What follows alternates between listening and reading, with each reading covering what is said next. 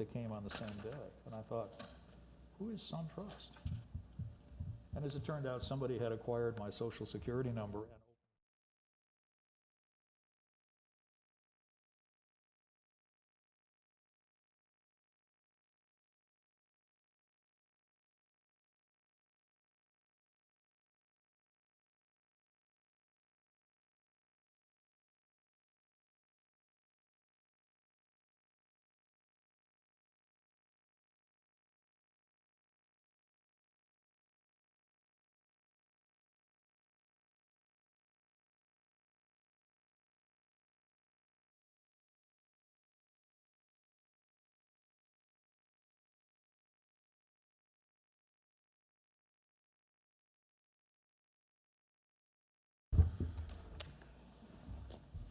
okay, I have 6:03 p.m.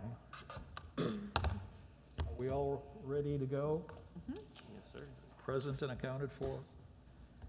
Just a Okay, reminder I'll that officially call the Sustainability Committee meeting to order at 6:03 p.m. And first of all, we have one person missing, who is our chairman, Dory Larson. The chair will entertain a motion to excuse her. Motion to excuse Dory Larson from tonight's meeting. Second. Is that a second? Yes, sir. All in favor, say aye. Aye. Aye. Aye. Any opposed, say nay. The ayes have it. She is excused. Okay, next I think we need to have a roll call. okay. Chairperson Dory Larson, absent and excused. Vice Chairperson Paul Robinson. Here. Member Taylor Mandalou. Here. Member Denise Menino. Here. Member Karen Gallagher. Here. Member Robin Sanger. Here. Member Carol Mickett. Here. Okay, good. All right. The first thing on the agenda is potential name changes for the Sustainability Action Plan and logo ideas. And I hope everybody got the new logo and potential name from Dory today. But let me just open the floor to people's opinions on this. Anybody want to jump in? So I did figure out a couple acronyms that work with sponge and one other one. Okay, we want to hear that. Okay, so sustainability plan outlining new generation's equitable sustainability. It's got sustainability in there twice, so that'd be sponges. I couldn't figure out a good E word at the very end for sponge, but I know there's like, I was just brainstorming securement plan. No, I don't like that one as much. And then also, I feel like it doesn't have to be a word. I like some of the ones on the list that we were given. I came up with one, sustainability initiatives master plan. Also, I liked the Tarpon Springs sustainability master plan. It's just simple. It's kind of my opinions on it. Oh, and I liked the sponger helmet with a little bit of green. We could probably like refine that, but I kind of like the idea. You're referring to the logo that has the sponger helmet with the seaweed? Yes. Okay, good. I feel like we could probably like fine tune it a little bit, add more, whatever, but I like the idea of having a sponger helmet in there. I actually asked my wife if she could come up with something for sponge, and she got part of the way there, but sustainability prevents onerous and negative, and I put in gentrification events. Okay, so there you go. Anybody else? I have thoughts on this. Okay.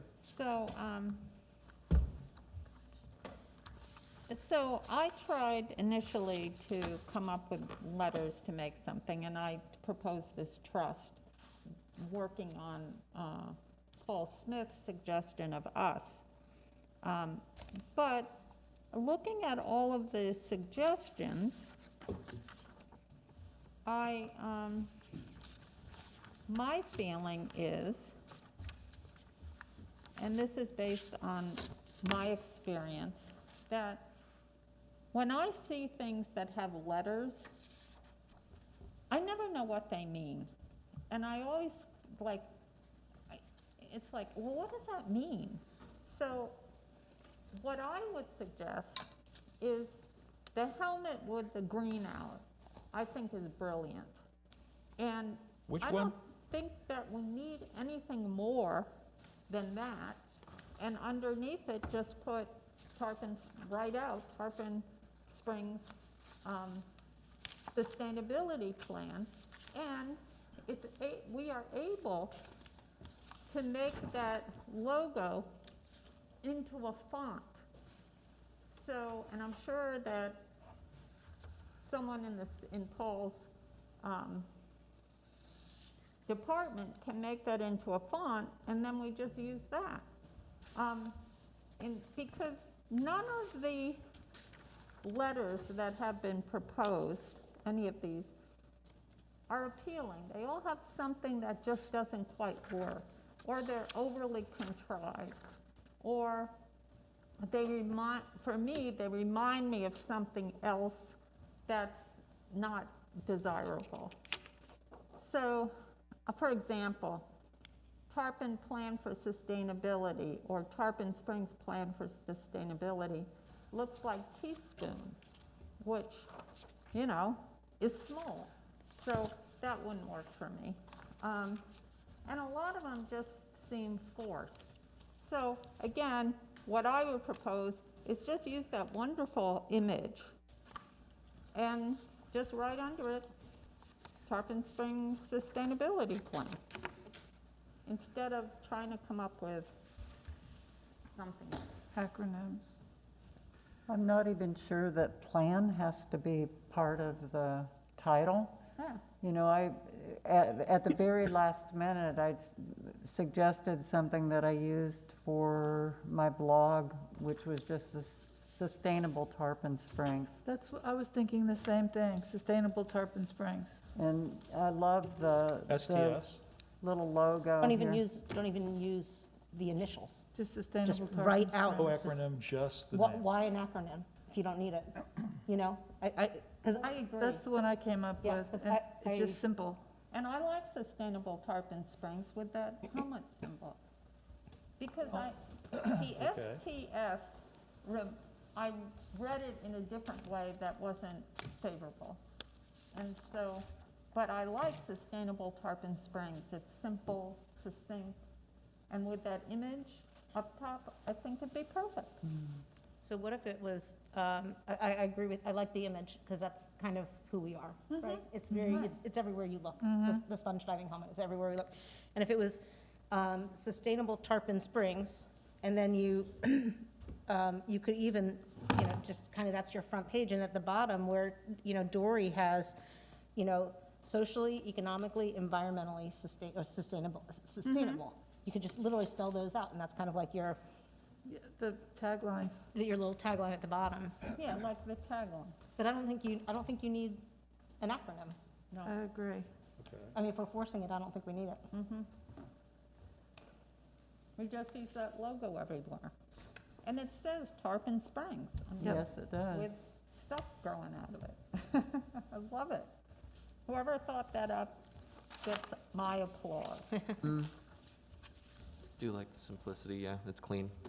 And then you can just, it'll be the STS plan if they have to like if they're doing documents with it to shorten it up.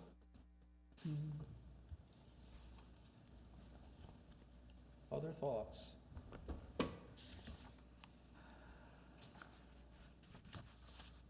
Paul, you were suggesting US last time. But I also said there's room for him to beat it. And I will say, we talked about this in our staff meeting, the folks that were in the meeting earlier, and this idea came out as one of them, the sponge diver helmet with the seaweed in the background. I think the comment was, that's an instantly recognizable, unique to Tarpon Springs symbol. We should really try to utilize that somehow. And then someone mentioned, well, we could put some seaweed with it, and it was like, wow, that's an idea there. So I really like that you all recognize that one. I want to make sure you saw Dory's idea too. I thought that was really neat, the shield, so it kind of has that Greek thing, and the symbols are to be people. I know she would explain it a lot better in person if she could, but So she was also looking at a way to recognize the Greek heritage with the symbol. So that's the Tarpon Springs Seas acronym. I wanted to make sure you all are aware of that as well. To be fair, when I saw that, I understood the shield part, but I didn't understand the middle, and I live here. You didn't understand the what? I didn't understand the middle. You know, I understand the iconic design on the perimeter of the shield. I get that that's very, in tune with the Greek style, but I didn't understand what was in the middle, and I feel like if I live here and don't get it, and I'm part of this and don't get it, that the sponge diving helmet is so simple. Yeah. It's recognizable from, young kids' age all the way up. That they live here, they see it everywhere they go. So I like that. But I did like Dory's use of socially, economically, environmentally sustainable. I think that's a great tagline at the bottom. I agree. I like TSSEES, but I like Sustainable Tarpon Springs better. Right, I do too. And the sponge helmet is, it's us. It's bam, that's Tarpon Springs.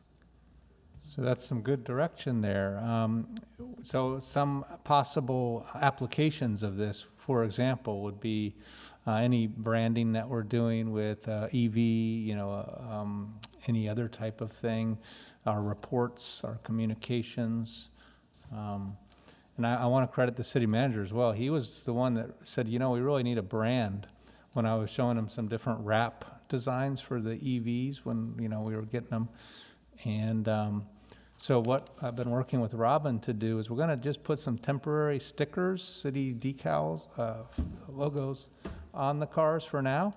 And then once we get this finalized, we can just wrap it once and have the final recommendation in there. Okay, will somebody please make this into a motion? I would like to make a motion to call our plan the Sustainable Tarpon Springs. Excuse me if I may, I'm sorry. Yeah. So I spoke with the city attorney prior to this meeting Okay. as to whether we are able to make a vote today. Okay. But given the wording in the agenda that this is a follow-up item, we cannot technically do a vote today. That being said, I'm happy to, in the agenda for next month, I will word it in the appropriate way so that the official vote can take place, if you would like, for the Sounds logo like and name. we have something of a consensus anyway, but can you explain the legality of that? Why not today? Because I don't understand. Sure. Well, it was explained to me that as this is listed as a follow-up item, if a member of the public, say, were to have seen this agenda or another committee member, they might not have realized a vote was going to take place and therefore might not have attended. So it needs to be worded very clearly to indicate a vote will take place, to give that notice and that opportunity to the public to participate and to all committee members. So can I put forward a motion that we, at our next meeting, vote on the following? Yes, I believe you can. So I'm going to put forth a motion that an agenda item for next meeting be that we are putting a vote forward for our sustainability action plan to be called Sustainable Tarpon Springs, using the sponge diver helmet with the seaweed, the seagrass logo, and then to put somewhere on that plan, front face, socially, economically, environmentally sustainable. I second the motion.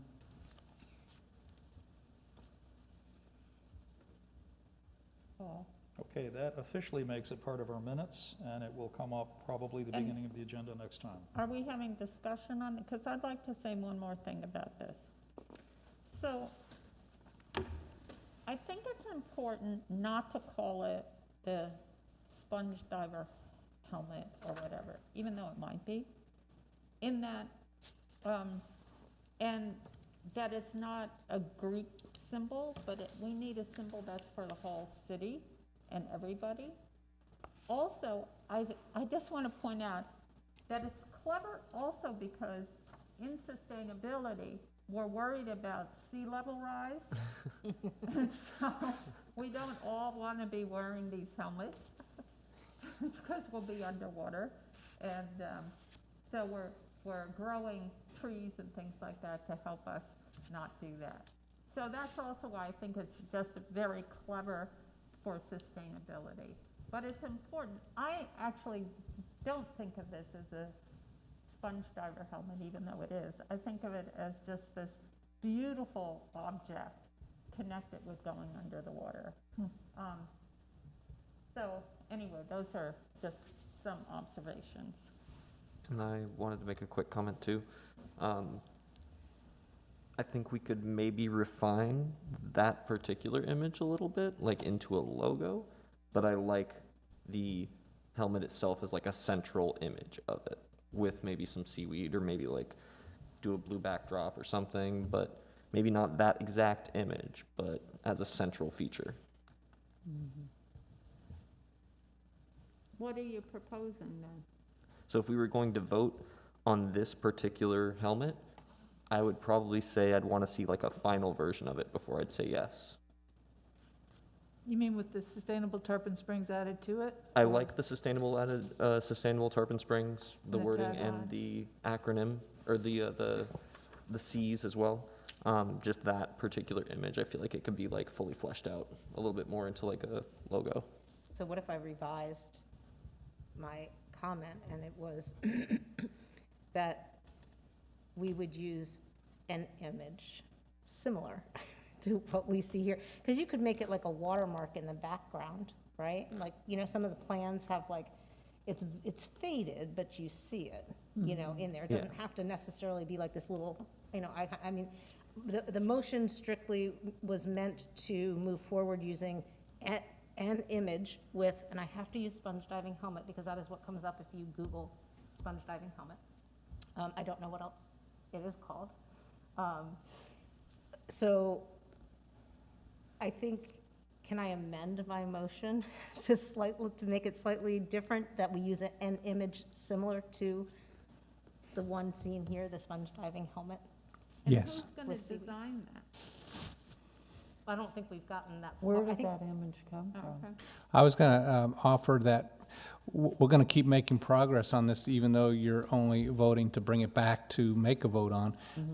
We can, we're not actually, you're making a motion, or a consensus that we'll bring it back to you for a vote. And when we do, we'll have several choices for you so we can further zero in on the one you like.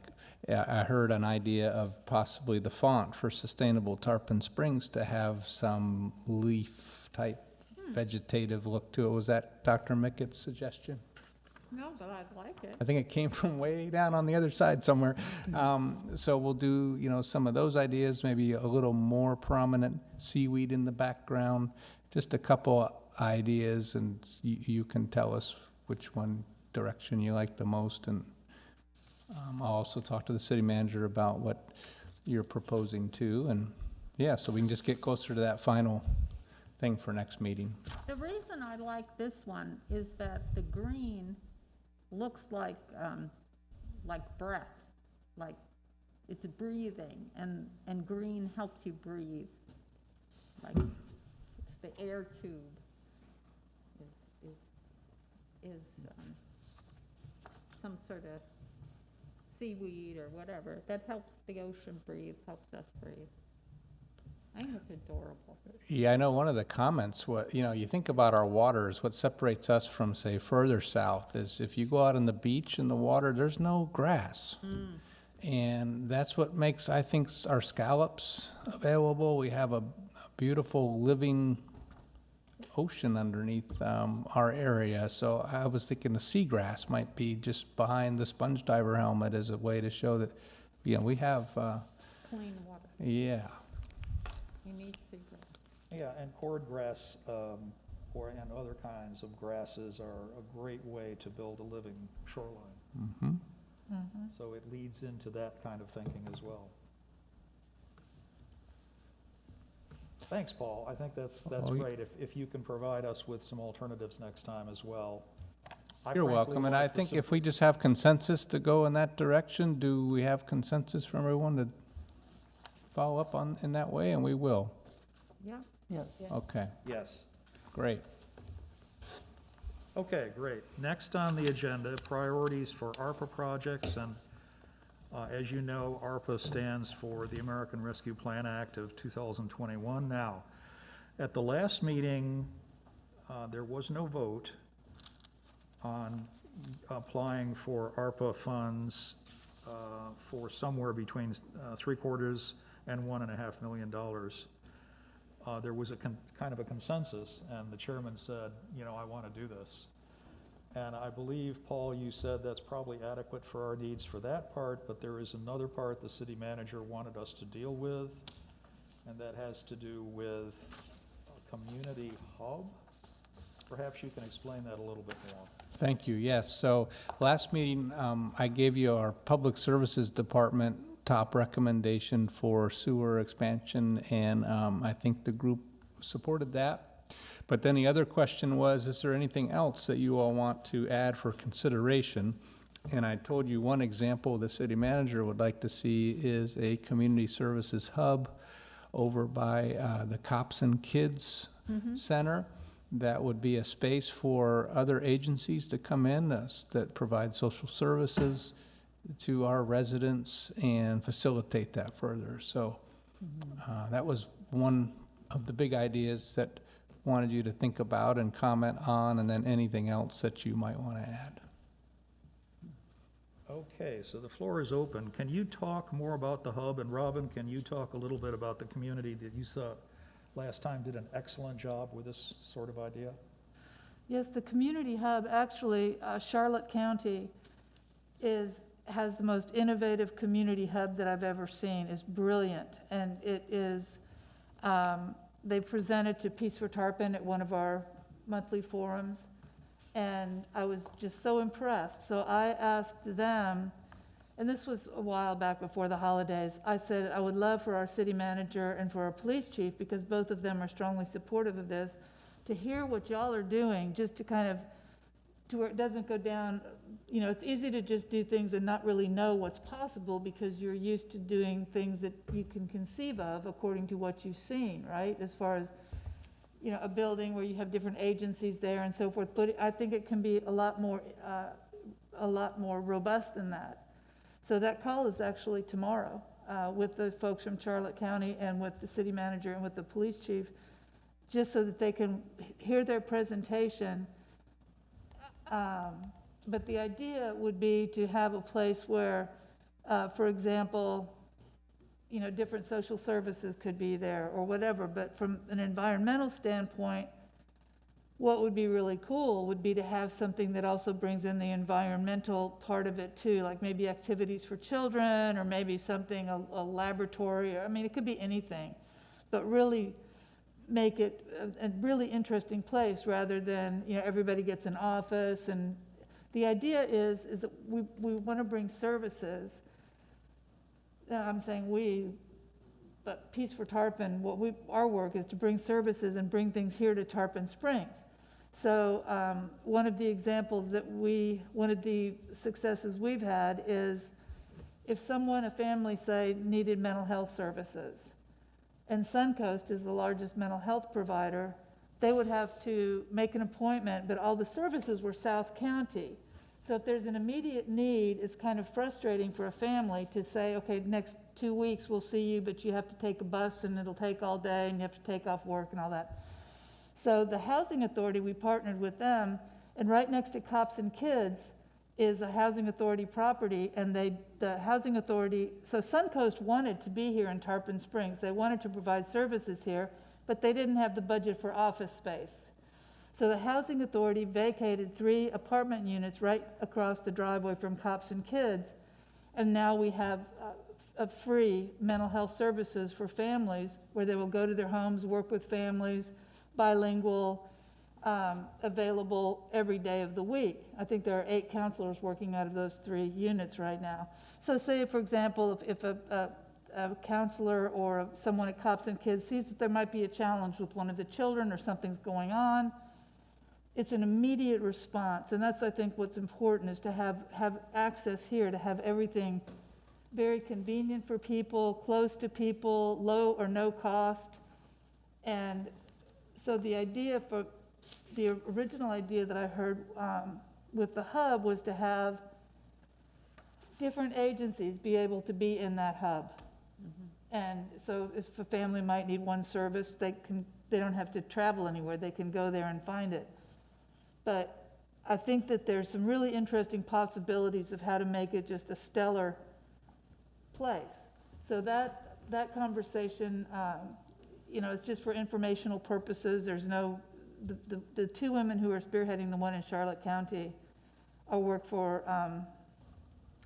Human Services of Charlotte County, the Director of Human Services, and I forget their titles, but they have a PowerPoint presentation and how they funded it, what their plans to expansion, because it's beyond just a hub.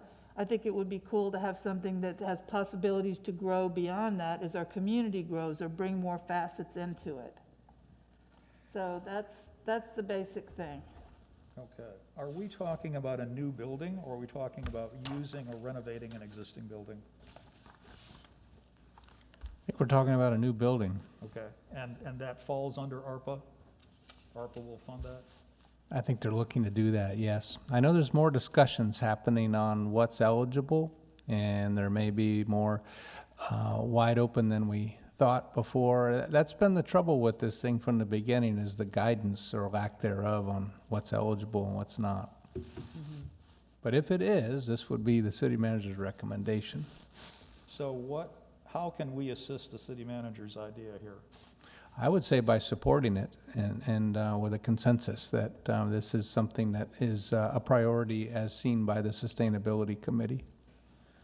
All right. Yeah, I'd Other like to comments? say that I absolutely think that anything that we can bring locally is going to be in everybody's best interest, and it also helps keep the carbon down from having to drive or move around to a lot of different places in order to get services. So I love the idea. If there's a possibility of why wouldn't renovation be better than building a new building, or if a new building is built, can we be sure that it's built to LEED standards and that we're doing it in the most environmentally friendly, sustainable way? Creating actually maybe a demonstration building would be fantastic if we could possibly do that. If we're going to build it from the ground up, to have the building actually be a demonstration of green building practices at every level, so that people are able to actually sample something like that. I mean, I've had the pleasure, I know this wouldn't work in this area, but I've had the pleasure of staying in an Earthship in Taos, New Mexico, and it was an amazing experience being in a completely off-grid building that, I mean, there's too much to say about it at this moment, but there's a lot of conventional buildings that have incredible opportunity to demonstrate the future of building. And if we're going to do something where we're building from the ground up, that would be fantastic, to have a demonstration building as well as having it serve the public. That's all. I would just add to that, we did go through that experience when we built the RO facility, and I would recommend to you consider saying that to the point that it doesn't interfere with completion of the building. We're approaching high costs of construction now. Things are double, things are hard to get. And I would hate to see, that pursuit of, there's a saying, something about the pursuit of perfection, and, Right. Don't let it stop you from achieving what you want to do. But I think there's a way to do what you're talking about, and that is to basically utilize every green type building mechanism that's feasible. So what we ended up doing with the RO building is we called it a LEED conscious building, because when you're chasing those certifications, that can take on a life of its own. I've been through the training, and I know they tell you that it shouldn't cost any more to build, LEED certified than not. But the reality is you start getting very specific on what materials you're going to use, in a limited supply chain. No, it I could, know from REI, because when I worked at REI, everything that was built was LEED certified, so I understand that, but you're saying LEED conscious, when we would say low VOC paint, low VOC carpet, you know, doing the best that we can do in order to create something that is not a health hazard, obviously, and that has the best green practices demonstrated. I can understand. yeah, that's a great idea. I think that it might be a reasonable thing to say that we will support this concept if it is not built on undeveloped land, if it is built in a site that previously had construction, and that it is a green building to the greatest extent that it can be. I don't think we want to specify solar panels or green roof or anything else, but just specify a green building to the greatest extent possible. Anybody else got better language for that? Well, I'm thinking that, I think that, I don't know where they're looking exactly. I've heard some spots that are being considered, so it might be more of a redevelopment, or it might be something that's easily accessible to where the Cops and Kids is. So I like your idea, and I think we should also see what they're thinking, see what the plan is, rather than put a limit on it before, because I have no idea, you know, what their direction is. It might be a very viable direction that they're considering, that we would approve of if we knew of it, or when we know of it. So I would say that we, you know, maybe put in if the language would be something like, we would support most strongly not developing, you know, what your language that you said, not using undeveloped land, but we're also open to seeing what is being proposed and to consider, you know, what the direction is that they're going, because it may be perfectly good. So I don't want to shut a door before we don't even know what's on the other side of it. Well, I think it's easy to say that, you know, the Sustainability Committee is supportive of the idea. However, we request that said building be built on not be built on undeveloped land, and be green to the greatest extent possible. I don't think that's terribly limiting. No, There's enough wiggle room in there. it's preferable. Our preference is to have it be on undeveloped, not on undeveloped land, but repurpose an existing building or something like that. Is that what you're saying? Yeah.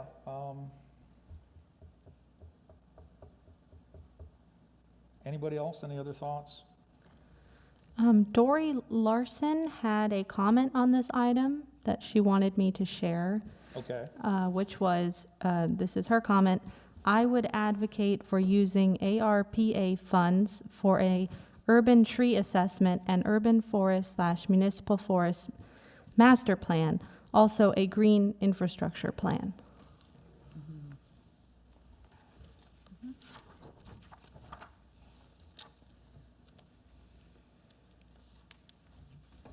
It was urban forest, urban canopy, and what was the last one? And a green infrastructure plan.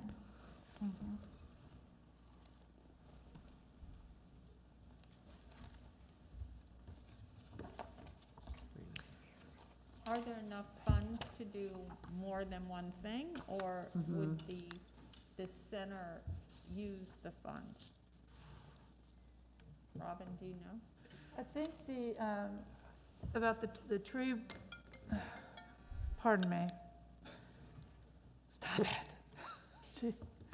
I think that in the tree bank funds, I think part of the tree ordinance has in there for doing a tree assessment, identifying champion trees, or just doing a tree inventory of what we have. I think that's one of the possible uses of the existing tree bank fund. So it might be something that we could combine, or they could combine, someone could combine some ARPA dollars to make it more robust with existing tree bank money.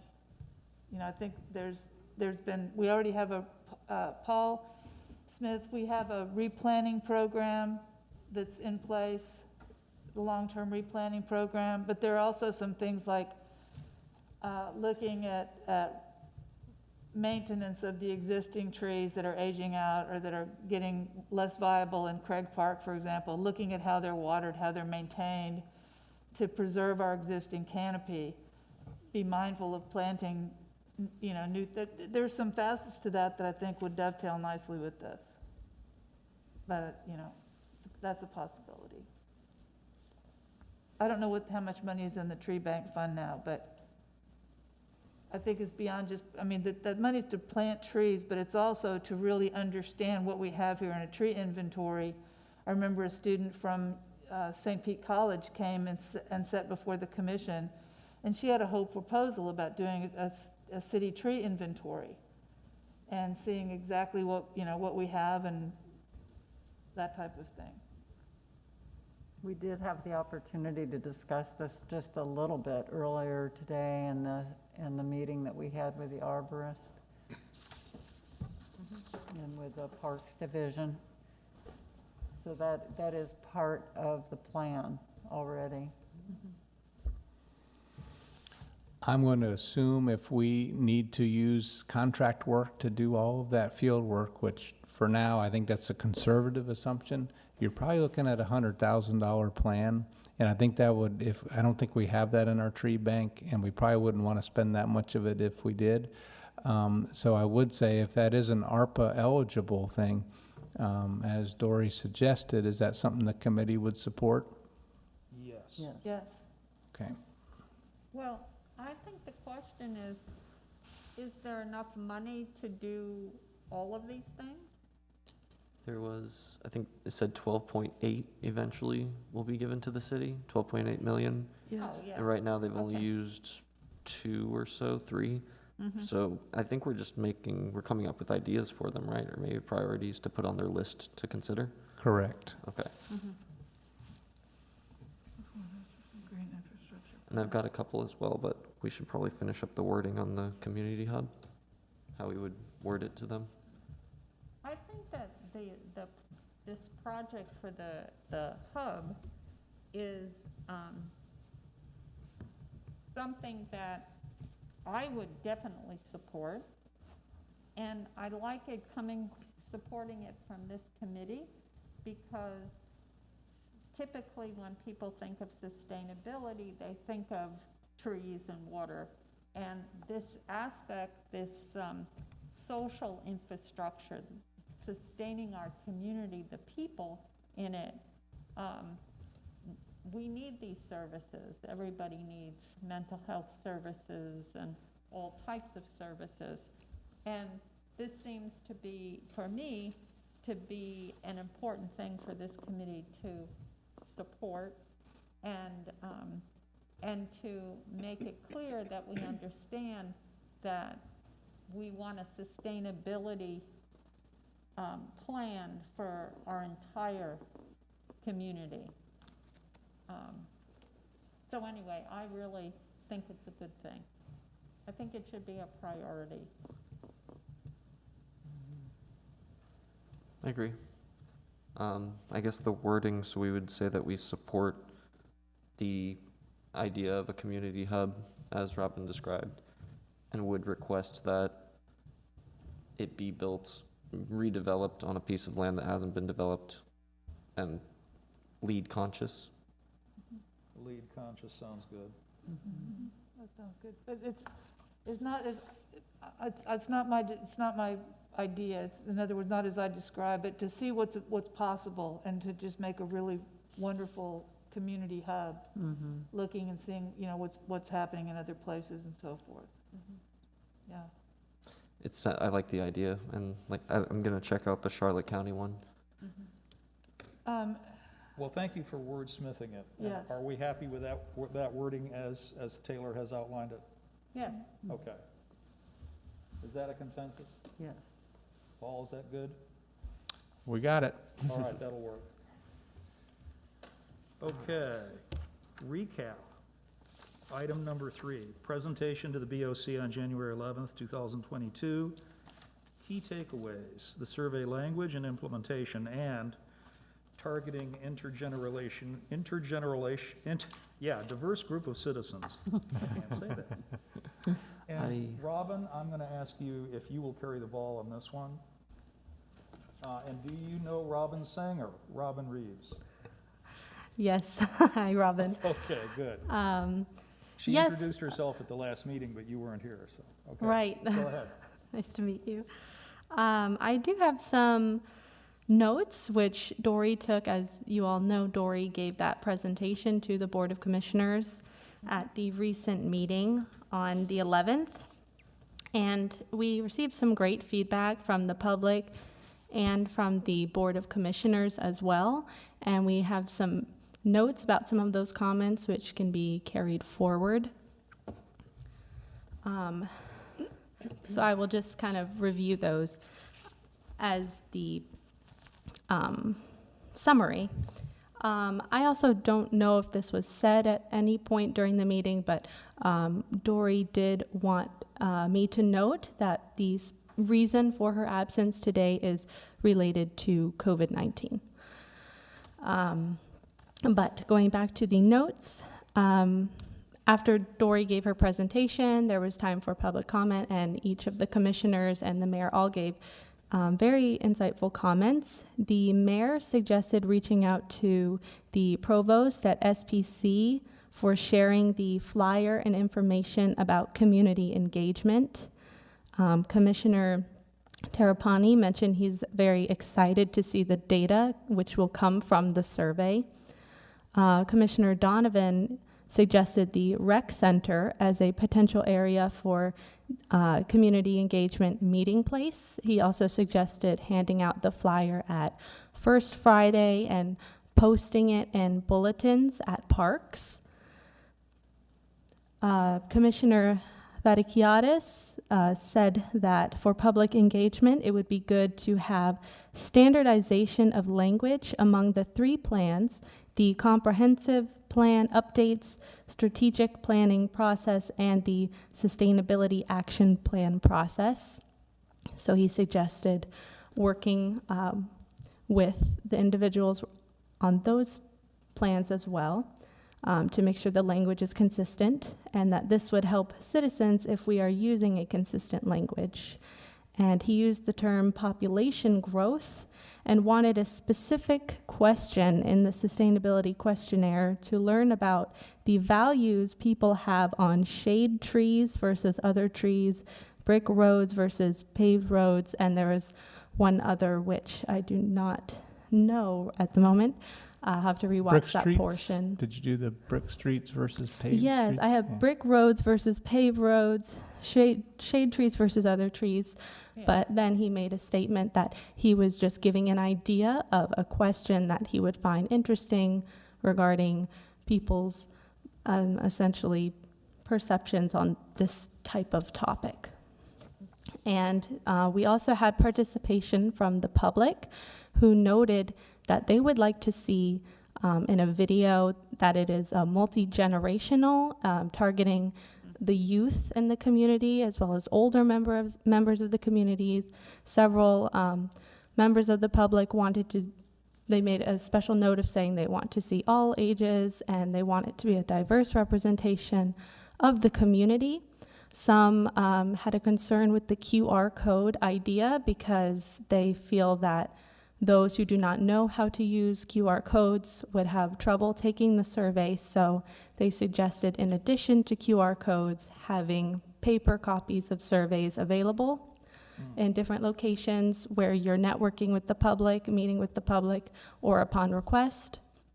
And that in all flyer postings of the survey with the QR code, that it is very large font so that it's very easy to see. And they also suggested working with the schools. And that is my update. I don't know if Paul would like to add anything. Well, one of the important things in the motion is the board acknowledge that they want the committee to consider all of this and make a final survey. In other words, what we presented to the board is not necessarily the final product. So this is an opportunity for you all to consider everything that Robin's mentioned and provide any other ideas of your own on how we want to finalize this survey. Does the at that. board want to see the survey in a completed form before we send it out? I did not get a direction sense on that. I took it as go ahead and take our input, finalize it, and go for it. Move forward. Okay, and Robin, did you take that question about brick versus asphalt as permeable versus impermeable? Yes. That's the way it was intended? Okay, all right. Right. I cut somebody off, sorry. Yeah, so I was just going to say, I was at that meeting, and Dory's presentation was so happily accepted. People were only saying praiseworthy things about the report. And I think that we should acknowledge that as an accomplishment. And also the comments from the public about doing a video that included, you know, many generations and diverse was exactly what we had spoken about in our meeting. So the comments were things we had already talked about and are planning to do. So for me, that was a really nice thing to hear, that what people thought was important were the things we thought were important.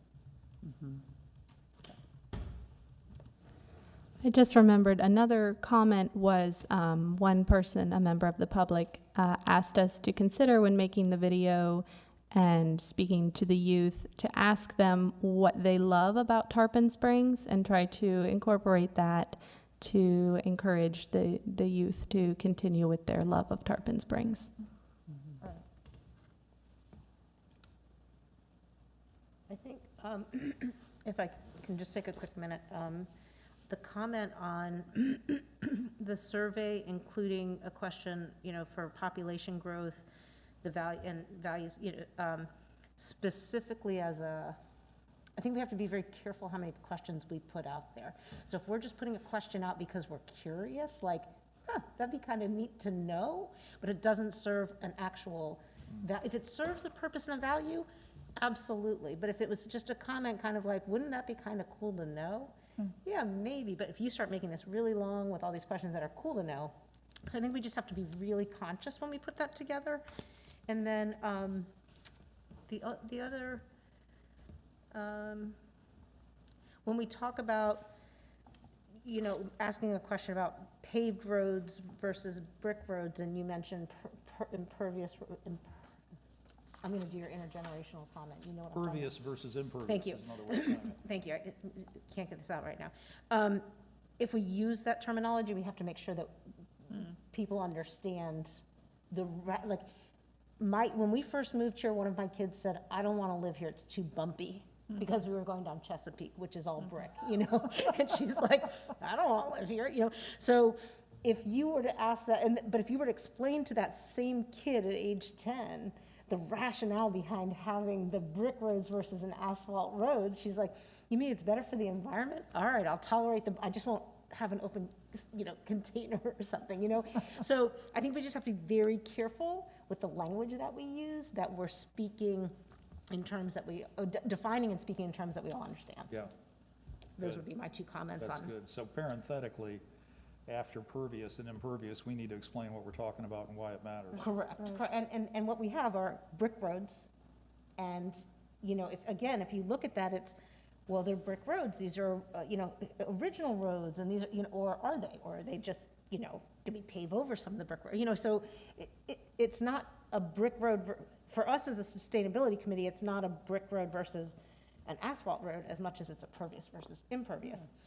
For the common person, my daughter, coming in, it's brick versus asphalt. She doesn't care, it gets her from point A to point B, it's just one's more bumpy than the other. So I think our language just has to relate to the community, not the sustainability committee. Okay. We have to be very careful about how it's worded. That's a really good point. Yeah, and pervious roads or permeable roads feed the roots of the trees underneath them. Right. They prevent stormwater runoff. They prevent washing of dog and cat droppings into our waterways. They prevent petroleum products and toxins and fertilizers from going into our waterways and causing toxic algae blooms. We could have a whole presentation on just how important having pervious or permeable surfaces is versus stuff that doesn't allow water to penetrate it. Right. Right. It's Yeah, just making okay. sure people understand why we care. Yeah, Is it an aesthetic? Why does it Is it matter? an aesthetic thing, or, because again, if you're just reading this and you don't understand the purpose behind the question, and you're looking at it saying, I think the brick roads are awesome. Like, that's one of the charms for me as far as they living tend in to break my Tarpon Spring. skateboard, but Yeah, other well, yeah, they're not always even, but, fewer places to rollerblade, I guess. But, and so people are gonna look at it like that. It's a bumpy road, I don't get it, but when you explain it, but on that piece of paper, we're not gonna have the opportunity to explain it the way you just did right now, in the depth that you did. So my comment being just when we write this survey, we have to remember who we're asking to take the survey and the verbiage that we are presenting. So I'd like to comment two things about that. One, I'm not sure that such a question should be in the survey. If it's in there, it's exactly what you've said, and that was the intent that the commissioner made.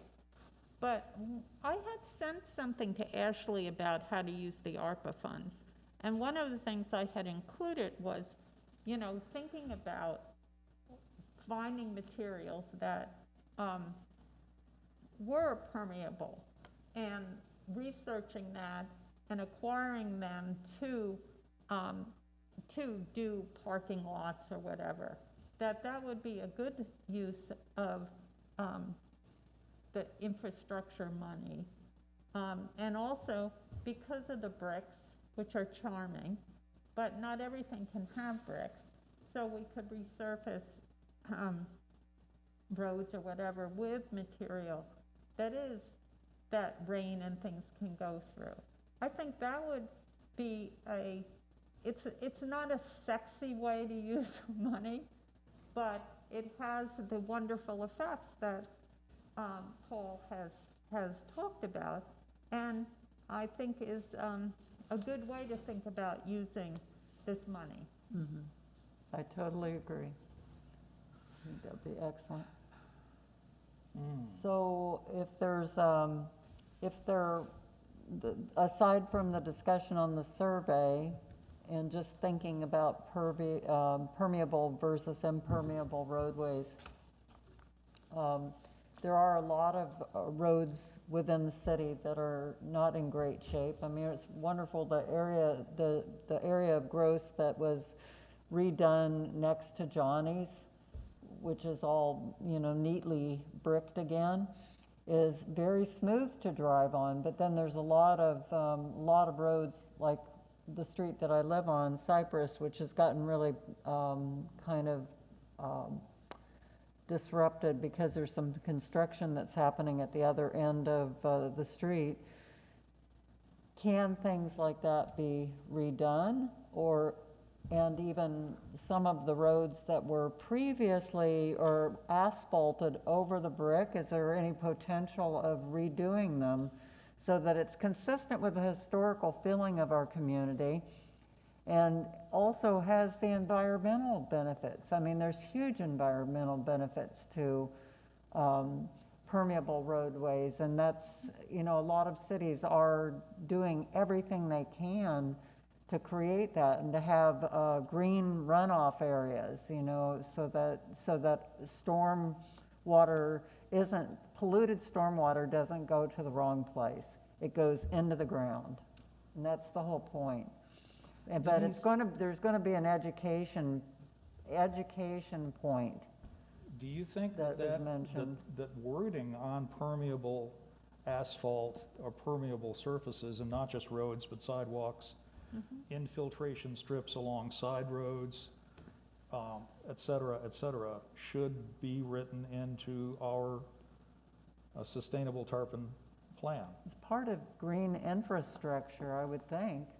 I mean, it is something that almost every city that has sustainability plans and are looking towards the future, if you're replacing anything, of course you should replace it with something that does have a life to help sustain the community into the future. Or it has a design that will benefit future generations starting here and now. Who's the expert on the durability of the pervious streets versus the impervious streets? Like, are we looking, if we put a more permeable material down, are we looking at having to repair, replace sooner than an asphalt road? Because I think we need to build smart and sustainable at the same time. But if we're looking at having to do, it's 3 times as expensive, like, do we have that? I don't know the answer to that. That's exactly where I was going to go, is if you're looking at this as a survey question, I think you want to give them all of the information to consider. So the question might be something like, how do you feel about roads or parking lots that provide less runoff and other environmental benefits, even if it has increased costs or less life, service life? And it would be interesting to see. I mean, there will be people that say, yes, that's fine with me, we need to do it. And there may be some people that say, from a practical standpoint, I don't think we should. And I wanted to add, I need to learn more about all of this, but my limited knowledge is these things aren't a panacea. The way rainfall is in Florida, it's intense. I mean, really fast, really briefly. And that kind of volume can't get soaked up fast enough in a brick road or even some of these permeable pavements. So you end up getting still this runoff to the gutter and, all the things you would get with an asphalt road. Of course, it's better, but I'm saying I don't think you could expect no water in the gutters, with a brick street or permeable pavement. So I wanted to make sure we manage expectations on that. Well, I think it would be interesting to have a question on this in the survey. But do we know And that? that's what we're facing. We're facing drought followed by deluge. And I didn't deluge hear is that, bad Paul. because when it's preceded by drought, Paul. the ground gets hard. Can you speak into your microphone? We can't hear You on said this side. we're Okay. facing Sorry. drought. I didn't hear what that part you said, when you said we're facing drought, something. Yeah, sorry.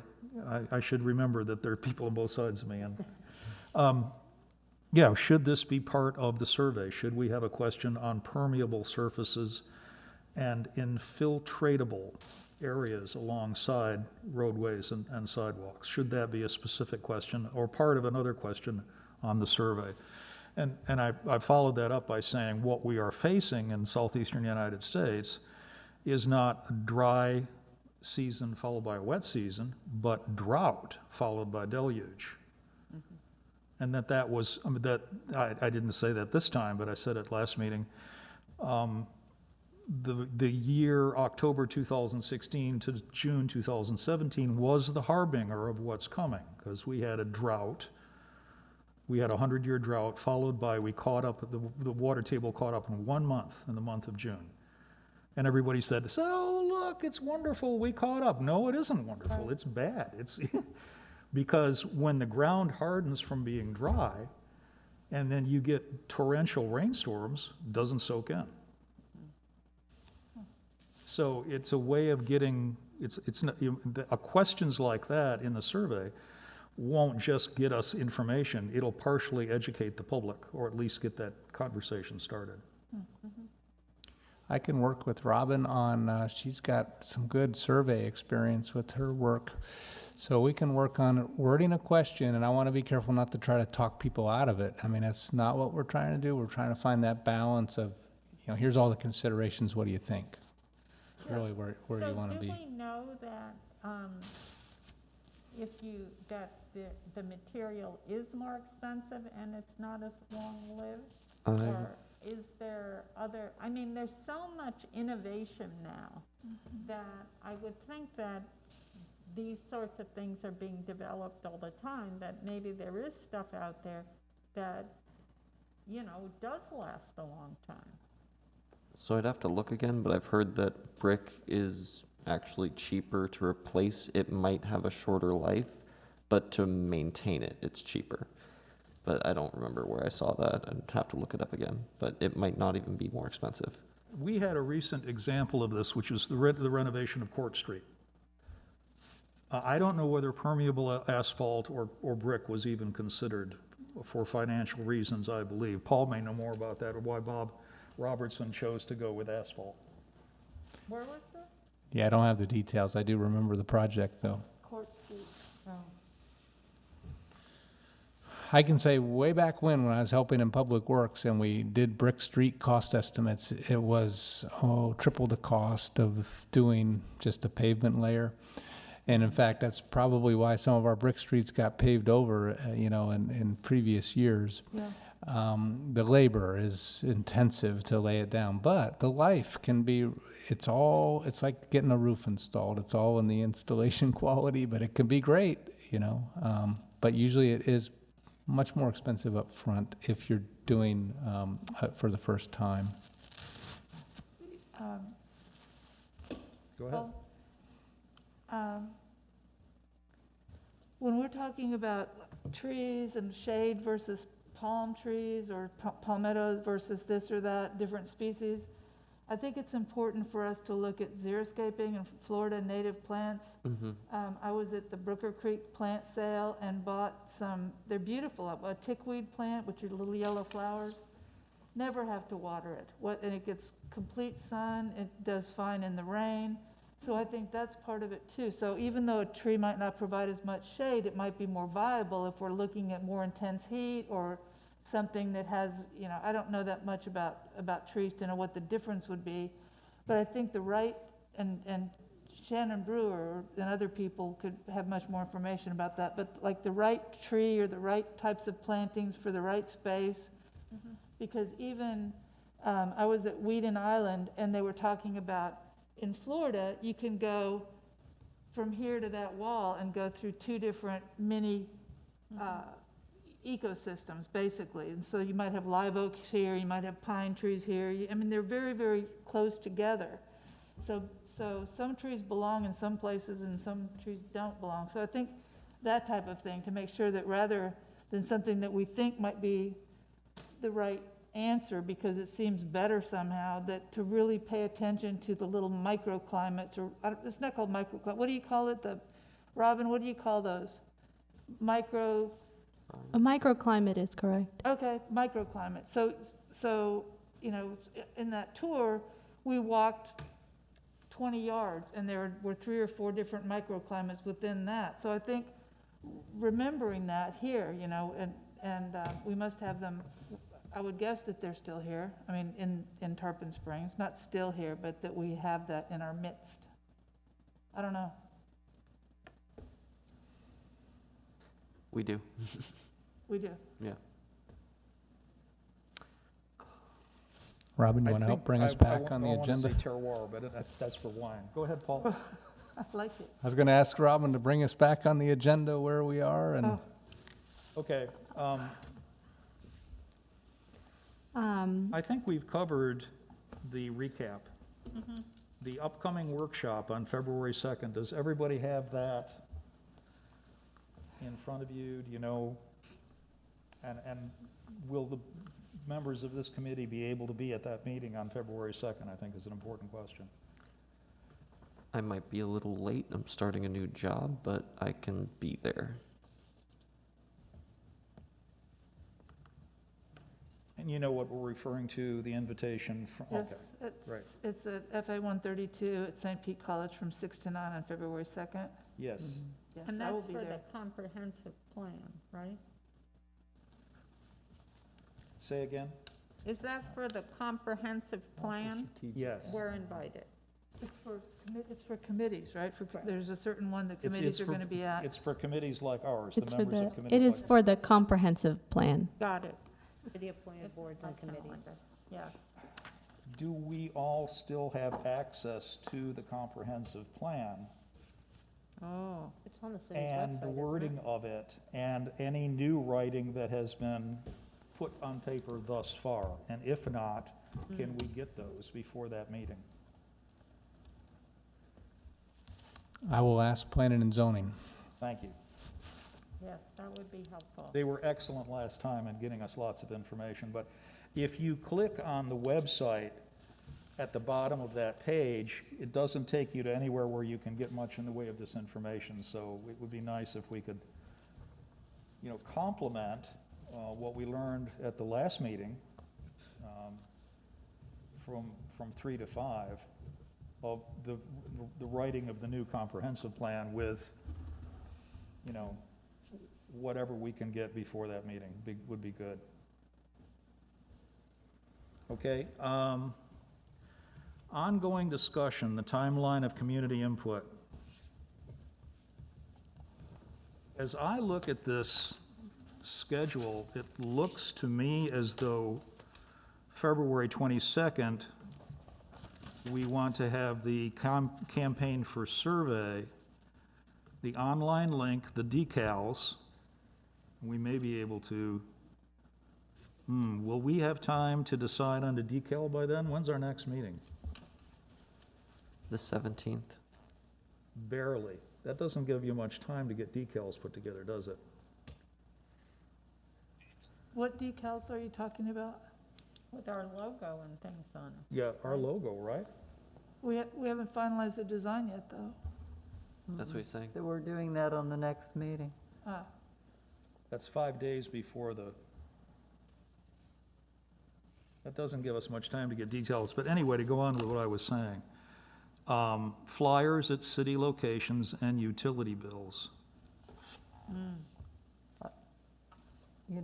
I think that it's a little unrealistic to be planning anything that quickly, because there's a lot of illness, and there's a lot of difficulty, following through with things because of that, so maybe even another month to give us a little bit of space. We have a vote that we're going to be doing in the next meeting on the logo design. Right. So, just time is moving so quickly. I don't know whether anyone else feels that this month has just zoomed by, and it looks like the next month is already doing the same. So I feel like we need to give ourselves a little bit of time and give folks in the community opportunity to put things on their agenda. I would say I agree with that, Denise, thank you. I was the one that originally drafted this back in December. A little bit's happened in between then and now with Omicron and all these other things, but Just a little bit of stuff. yeah, and this was really just meant to be a draft. Things could slide a month here or there. So I think as long as we're cognizant of what we need to do coming up, and we do it as quickly as we can, we don't want to sacrifice the next round of input and everything else. So I would say this might need to slide a month. Of course, the pink row of workshop, that's going to happen. That's staying on schedule, but it's really the blue public engagement part that might need to slide a month to give us time to reconvene as a group on logo, survey, because that's really the product that we're putting out. In the utility bills, it's simply a link that says, please take the survey, and it's going to end up linking to this document that we're trying to finalize. So we certainly wouldn't want to get that link out there if we weren't ready to actually use it. But we also, it says a flyer. So a flyer should have our logo on it and some brief information about what we're about, like what sustainability is and all of that. Is there a way, Paul, that you could mock one up, or Robin could mock one up for our next meeting? Just so we have something to start looking at? And it doesn't take a long time to print a flyer, but it does take a long time to design it? I can definitely work on that. A couple different options as well. One thing I did want to bring up is the idea of using recycled paper for distributing this flyer. I did hear there was a few comments from the last push of flyers, which, if that is something the committee is interested in, I will have to figure out how we can acquire this recyclable paper, not recyclable, but recycled paper, something that clearly says it's recycled or feels that way. I think that is more of the image that Sustainable Tarpon Springs would like to promote, most likely. I think you actually need to comment that it is on, not just how it feels, but I think it'd be very, very poignant to actually put on there, this flyer was printed on recycled paper. Because it just screams that all over the place. Robin and I had that very conversation. Yep. Yeah, it needs to say that. It needs to Yeah, say it, because the last really one, does. true, the last one that came out was one of those, like glossy, what have you. It's like, oh, Look, yeah, like, here's our message, but we're not practicing any of it. Sorry. So that was just a little oversight. And, but I also, my question, it says campaign for survey, like decals at businesses and things like that. My question is, like, do we have a plan for the rollout? In that are the flyers going out to businesses at the same time they're going to utility bills, or at the same time that these workshops are happening, or are they just going to be kind of, when they're ready, they're going? Because I think there needs to be a defined timeline that the survey, there's a start date and an end date, and this is where you're getting your information. You want to take that one? And, I think it's gonna be whatever we would can I get answer a done. question differently if I had the opportunity to go to the workshop, but I didn't know that the workshop was coming, so I got the survey and I filled it out and I sent it in? If I went to the workshop, would I have answered it differently because I got more information? oh, good point. So I'm just bringing that up as I don't know, I'm not sure what I'm hoping to gather by that, other than it's food for thought. And Can you speak a little this way? 'Cause Sorry, I'm I having a know. hard time hearing. Sorry, I did the same thing with Maybe Paul. move back or something. And excuse me, I don't mean to be the student that wasn't paying attention to the agenda. But in the last utility bill, I got 2 flyers. And I'm seeing February 2022, but the date that was mentioned, February 2nd, which is a Wednesday night, that's a different meeting on the comprehensive plan than this one that is for public feedback? Yes. Or, okay, I guess I missed that. I mean, I put it on my computer now so that I have it, but what is that? Is that just an internal comprehensive plan, introduction? The February 2nd is intended as a workshop with the boards and committees. Awesome, Yes. awesome, thank you. It's where you all can be together and talk with the other boards, and it's all a public meeting, and it's all okay. Awesome, okay, I get it. Paul, can I ask you a question? Or ask of you guys? So I think that was a really good point about recycled paper. I wonder if some inks are more friendly than others, like water-based inks or non-toxic, Right. something like that. I mean, if we could start, I don't think every department is gonna do that or whatever, because I'm sure there's an inventory of inks, but if we could just incrementally start using things that are more environmentally friendly, including papers and inks. And I love that note that Robin sent about how the footprint of like emails and the footprint of things, I never even thought about that. And, clearing out your spam file and how that impacts things. So I think that as we're getting more information and getting that out to the public, I think that's something that we can be, amending what we're doing with that type of thing. Not amending, but supporting what we're doing. That's just a statement. Well, we need to talk about the survey, I think, and about the wording of the survey, and I think we need to get this right. I think it needs to be informative as well as informative. In other words, it needs to be in 2 directions. Speak in your Informative mic. as well as what? Talking to the mic. Can we move on and talk about the survey now? Or should we talk about video? I did have a question based on Karen's comment about a timeline for distributing the survey. Personally, I do think it would be good to set some sort of a timeline, whether you want to collect for 2 months or 1 month or however long you want to put in the concentrated effort to get those responses. I think that is important for our planning. So if the committee has an idea of a timeline that they think is How long appropriate. we leave the survey out before we collect them all? Right. How do we control that? Before we tally it up. Say again? Before we tally it up, I assume, so we take the surveys and then stop taking them and then compile our results. Is what I'm there? Right, that was my That gets question. back to the question of, are the surveys going to be part of the outreach interactions, or are they not going to be part of it? Which was not resolved at the last meeting. What do you mean in our actions? Like just things were, like our community outreach plan, basically? Yes. I would assume so, yeah. Is there a that was my goal number understanding. that we want of so many people to participate, rather than look at it like a start time, like something that we want? Do we have an idea of what would be a nice response number to get a good amount of information from? As an example, in speaking with Pinellas County, I think they got 1,200 responses. I think the county has 1 million people. They were happy.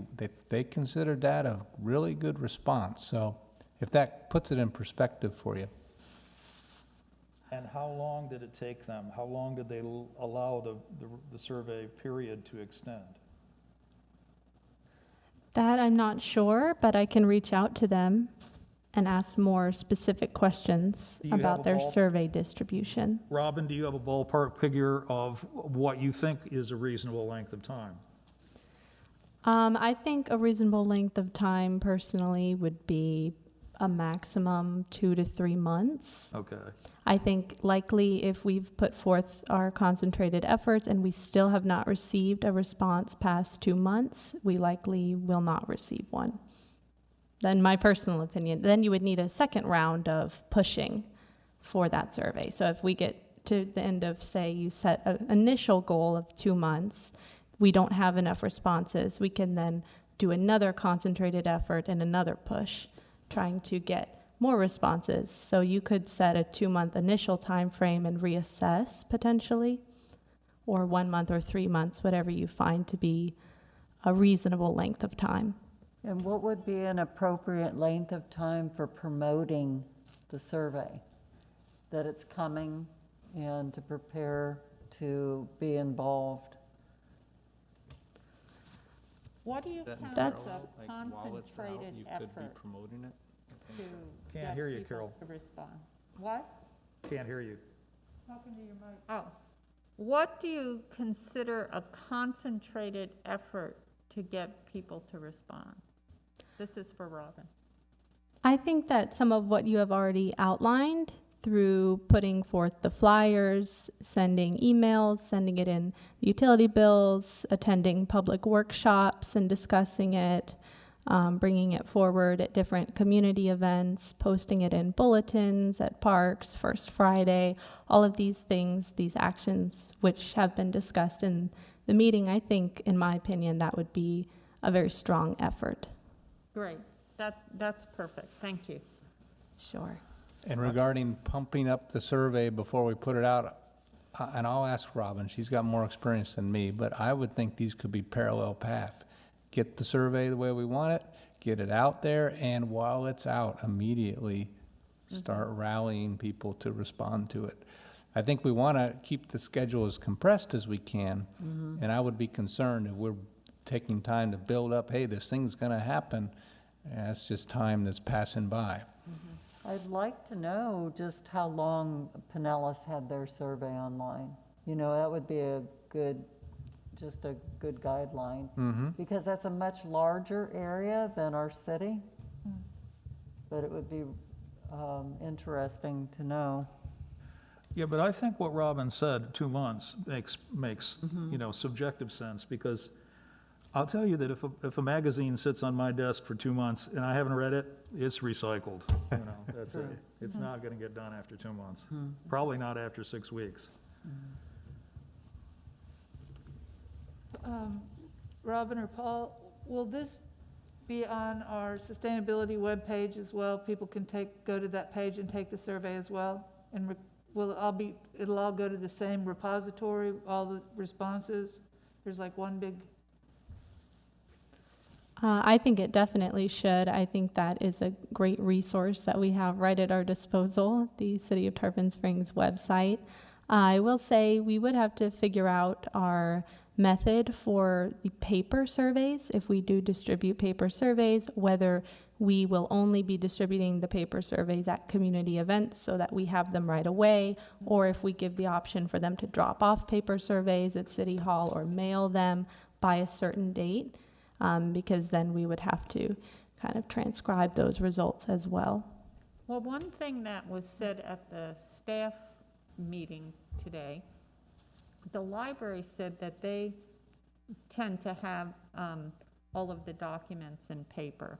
So the paper surveys could also be at the library, and then the library could just collect them. And a lot of people, and young people, go to the library. So that would be a good place. I was just going to say exactly the same thing. We need to utilize the library. Yeah. maybe the St. Pete Library too, St. Pete College Library.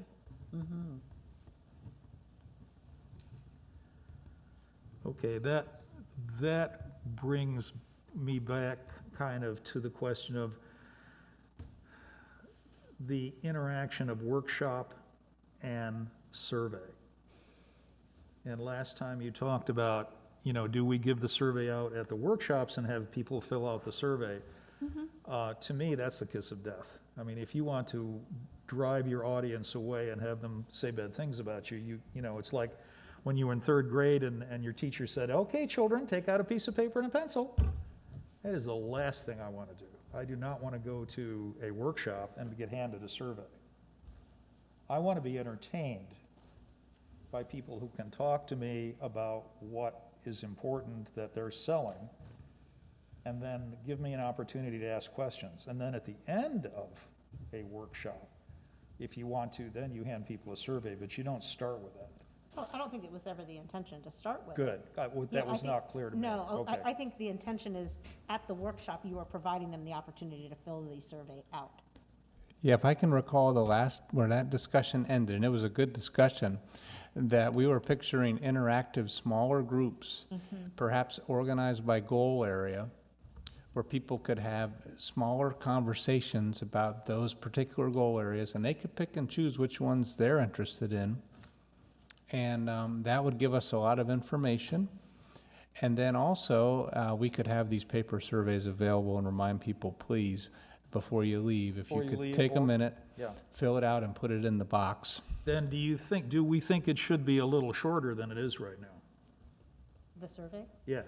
I think the survey needs to be consistent across all modes. However you're putting it out, the exact same survey has to be the exact same survey all the way across. Oh, I'm not saying make it a different survey. Gotcha. I don't necessarily know that it needs to be shorter. Okay.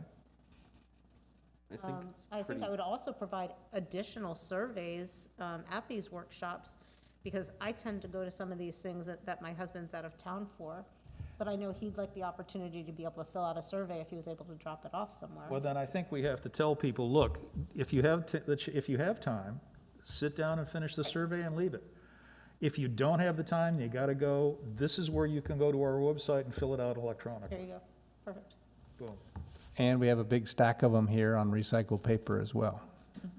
You want to give people as many opportunities to fill that survey out as they can. you know, again, if somebody doesn't understand how a QR code works, then you want to make sure there's a paper version for them. If I don't have access to a computer, I want to be able to go to the library and pick up a paper, you know. So I think, I don't necessarily know that it needs to be shorter. I was looking at the survey, and this is kind of going off topic a little bit, because there was a question about the general area of this. I think we need to revisit the survey. I don't think it's, I would be hesitant to put it out as it reads right now. Well, I guess a third alternative then is take the survey with you if you have to leave and drop it off at the library. Right, right.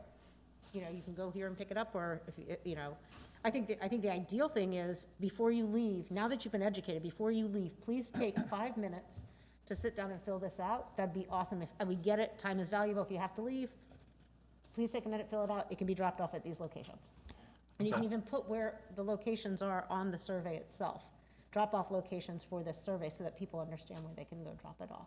I'd like to ask the group if you agree. I think a goal would be, at the next meeting, to be in a position to have a final approval of the survey. Yeah.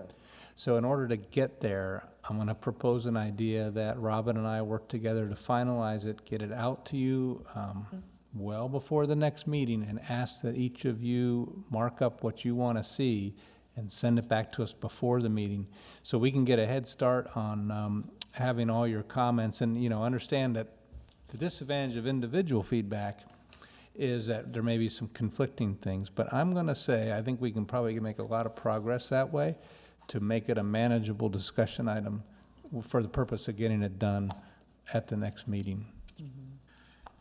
Paul, in that vein, you've moved us along to the survey specifically. Thank you. I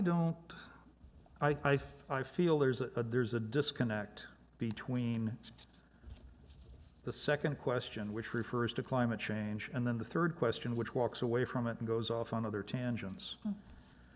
And the fourth and the fifth question. You're asking people,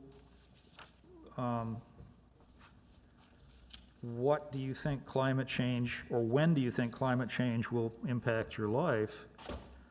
I think a better follow-up question, rather than lack of job opportunities that support a living wage, or high unemployment or homelessness, is perhaps question 11 from the county survey. If you've got that anywhere still on your computers. Question 11, communities may experience shocks from time to time. Shocks are short-term events. Which of the following shocks are of most concern in Pinellas County? Hurricanes, inland flooding, wildfires, extreme heat, etc. So that you continue the thought of climate change rather than going into really different areas. Not that those other areas aren't important, but I'd like to continue that train of thought in the survey. My thought process on that is, it goes back to something that Carol mentioned way back when, is that we need to remember that as sustainability, we're not just climate change. So we're trying to get answers to questions that are not specifically climate change related. And I think that's why some of those questions came out, in that we're trying to get information that is, again, not just which area of Tarpon Springs are you affected by most when it comes to flooding. You know, it becomes a, you know, Yeah, these are different stressors. I agree with you. I don't have a problem with asking these other questions. I have a problem with there being a disconnect to the flow of the questionnaire. So more compartmentalized. I think if you want to compartmentalize, then ask several questions in one compartment, and then some questions in a different compartment. That makes sense. People are kind of on a roll. You put them in that frame of mind, and then they should be able to And then take them parse to through another some frame of those. mind and have them have several questions of a different nature, but don't automatically jump genre to genre from question to question. It doesn't flow that way.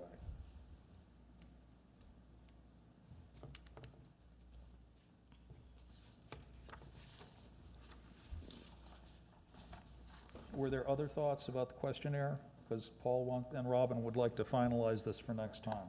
I do have a couple comments. 1 second. And I want to make sure you all are referring to your backup.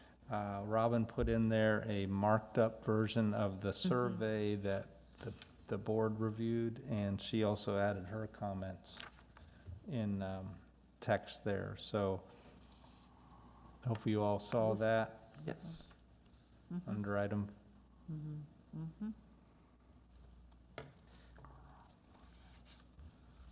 agree with that. All right, so my comments on the questionnaire. Where did they go? Okay, one of them I remember it was, I wanted to see, I think in the list of things that you're worried about with climate change, heat, like the heat index. I think that's something, and kind of more tarpon specific things, like what's something you're concerned. I think one of them was like the economic impacts, maybe like lower fish count through the port, or, you know, rising food prices because imported food is getting more expensive, things like that. Kind of a few more options that aren't so broad and kind of more narrowly in our area. Then I had one or two more, but I can't find it. And was that question number 3, Taylor? Yeah, question 3, kind of like tarpon-specific choices. And I did have tree canopy and shade on there too. I just found it. I guess question 6, high temperatures. Taylor, I can't hear you. Sorry. So yeah, question 3, tarpon-specific choices, food scarcity, tree canopy and shade. And then I guess on question 6, I had the heat index. But I have to look at that again, see what question 6 was. And then question 8, I think the phrasing was a little weird. I put, is there something you care about that you would like to see included, versus however question 8 is phrased. Well, questions 7 and 8 are open-ended, and as is 9, as is 10. These are open-ended questions, which is nice. It is nice, but I think more of, instead of asking, what did we miss, kind of more of a, what are you passionate about in terms of sustainability? Okay. And not even just taking the blame off of us, like, oh, we missed something, but just, it's easier to think of something you care about than something somebody else missed. And that gets to something Robin said about comments from the public at the, yeah. Would you consider putting the open-ended questions at the very end? So that you're doing all your check marks and then you have 4 open-ended questions that say, what is it you'd like to see? You know, like what in the survey, what would you have liked to have seen that we didn't include? Like, however you phrased it was more positive as opposed to what'd we miss? And then the other ones as well, because I had a comment on that. I see the comment that says, like, you don't necessarily want the open-ended questions, but we don't know all the answers, and we don't know all the questions to be asking. And the hope, I think, in putting some of those in there was that we were gonna be able to, somebody was in the general public was gonna be like, hey, guys, you miffed it. You totally missed whatever this was. And all of a sudden, we're looking going, oh, that's a really good comment. So I think that was the purpose, is in gaining from the community. What did we miss? What is important to you that we didn't highlight as our top priorities to put in this survey? So I like the open-ended questions. To be fair, I would say 50% of the surveys I fill out, I leave those blank, and 50% I actually have an opinion on, and so I do put it in. If I have an opinion, I'm going to put it, but. I agree. It kind of glazes me over if I'm looking at a lot of options, but I don't see anything that I relate to as much as wanting to share. Well, this is what I would have really valued as a topic. So that's an excellent point. And I hate to put, like, examples. I understand the rationale behind putting examples there, but then you're guiding them again. And I think what I would like to see from them is what they find important, not guiding them down a particular path, because then I think we miss the objective of the question. We might as well just put another ABCD question in there. So I have a comment on this. It's on 7 and 8. I agree with the comment to say what barriers are, because I wouldn't know that. I am not a fan of open-ended questions, and I tend to leave them blank. So I think there's a middle road. In number 8, is there something important we are missing in addressing sustainability in, and I put our community. Please explain, and maybe say something like, for example, someone told us we missed, and then blah, blah, blah, so that they can see, oh, so I could say anything like that. That always helps me, because I find open-ended questions, I go, well, you know, I don't know. But if I had a lead-in, that would help me. So, so I think that if we're going to have open-ended questions, which I don't particularly like, but I understand some people do, then it is important to me to have some sort of help. I didn't hear the last word, Carol. Some sort of Help. help, okay. I think in those, you know, I think we come at those differently, which, you know, that's great. Some people like to write essays, some people don't. I'm not going to get, you know, into that part. So it just depends on, you know, I always found that if somebody guided me, I'd be like, oh yeah, that's a great idea. And I'd just write the same idea, like, hey, great idea, you know. So that's why I pulled away from using examples, because I felt like you're guiding and what have you. But I understand your point in that it's like, well, I don't know, and I'm not gonna sit here and try to think about this, because I just can't, that's not where my head is right now, so you put nothing.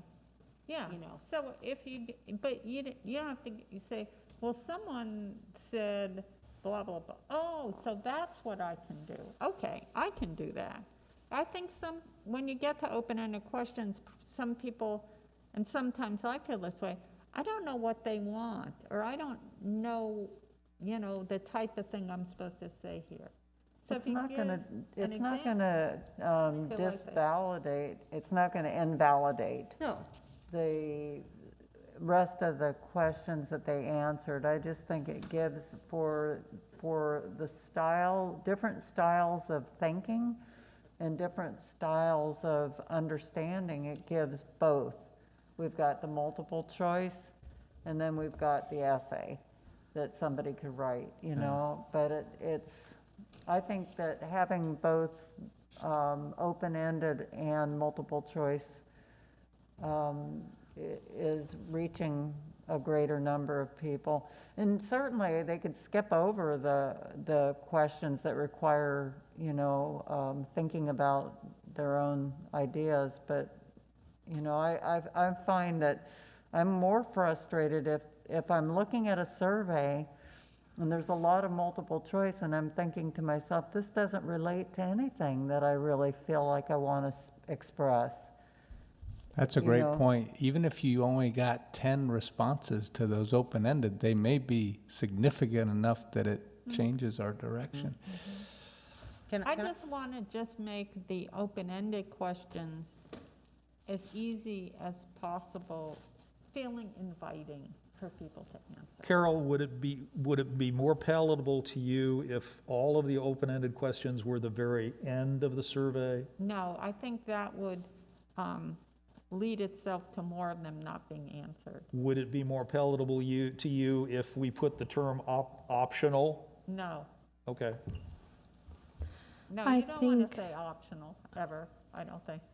I think it's important to remember, as per our conversation earlier, the audience taking the survey, they might not have any knowledge of sustainability. So these questions that for us might seem very intuitive might not be for a lot of the people taking this survey. Right. So that is why it would be beneficial to, if you would like open-ended questions, to make them specific. If you give an example, you can do it strategically so as not to kind of sway people, but rather to help them understand if it was a person who was coming in with no background knowledge of sustainability. And I think if given it looks that we have 3 open-ended questions right now, it might be beneficial to space them out in the survey, because when they're clustered, somebody might go through the first one, they go through the second one, and they think, this whole survey is open-ended questions. I'm out of here. But if it's spaced out in a strategic way, it's more likely you'll get more completed quality responses. Just as a generic comment, I'm used to taking surveys that educate me as I go along as to, what we're talking about, what the topic is, and then the open-ended question are the very last. And by that time, the person who is asking you the survey wants to have focused you on a certain area so that,